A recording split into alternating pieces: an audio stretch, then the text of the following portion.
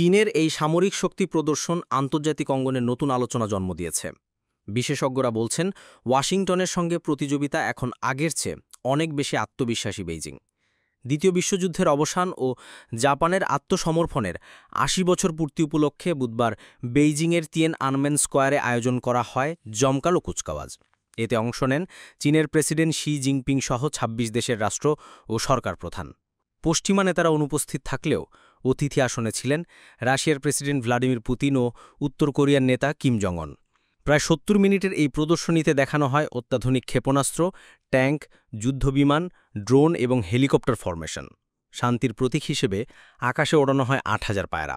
ভাষণে president Xi জানান, চীন কখনোই কোনো হুমকির কাছে মাথা নত করবে না। চীনের বিপ্লবী নেতা মাও সেতুংয়ের আদলে শ্যুট পরে শি অতিথিদের স্বাগত জানান ইংরেজিতে। উপস্থিত ছিলেন ইন্দোনেশিয়ার প্রেসিডেন্ট প্রাবো সুবিয়ান্ত, যিনি নিজ দেশে আন্দোলনের মধ্যে থেকেও সফর বাতিল করেননি।